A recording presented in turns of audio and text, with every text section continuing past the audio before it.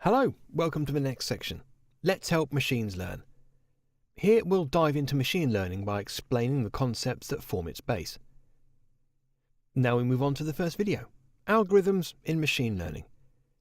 We'll begin with some of the most commonly and widely used algorithms in machine learning, looking at their intricacies, usage, and a bit of mathematics wherever necessary. We begin with Perceptron. This is like the Hello World algorithm of the machine learning universe. It may be one of the easiest of the lot to understand and use, but it's by no means any less powerful. A perceptron is a function which takes a vector of real numbers as input and generates a real number as output. Mathematically, a perceptron can be represented as shown. Here, W1 to Wn are weights, B is a constant termed as bias, x1 to xn are inputs, and y is the output of the function f, which is called the activation function. We'll take a look at the algorithm. First, initialize weight vector w and bias b to small random numbers. Then calculate the output vector y based on the function f and vector x.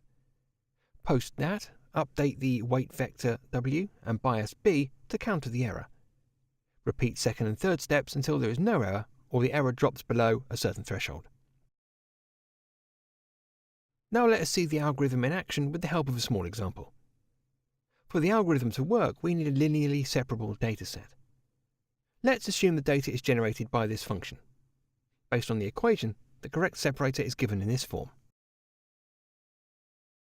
First, we distribute 30 random numbers between -1 and 1 uniformly, and then generate an input vector x using uniformly distributed data.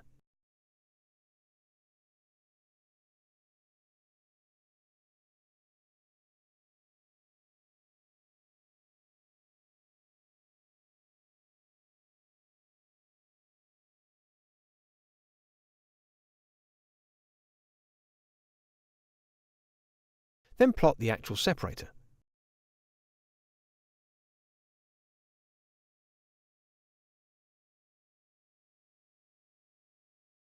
Now that we have the data, we need a function to classify it into one of two categories.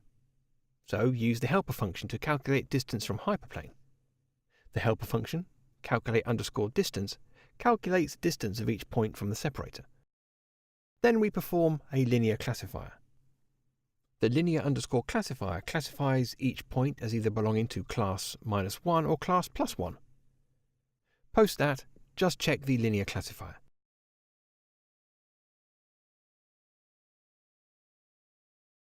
If the classifier is running correctly, we calculate second norm. Then create a perceptron to train the algorithm with this line. Then initialize the parameters. Find the constant with value greater than distance of furthest point and initialize the plot. Then add while loop to find the correct classifier. We finally scale the classifier with unit vector.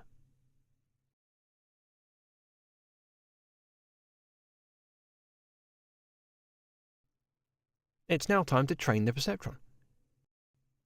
Then plot this trained perceptron.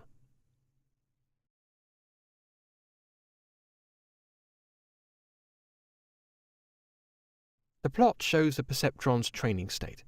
Each incorrect classifier is shown with a red line. As shown, the perceptron ends after finding the correct classifier marked in green. A zoomed-in view of the final separator can be seen. For that, classify the dataset based on calculated values and then plot it. Then zoom into points near the separator and color code them by marking data points as plus, which have y = 1, and minus for others.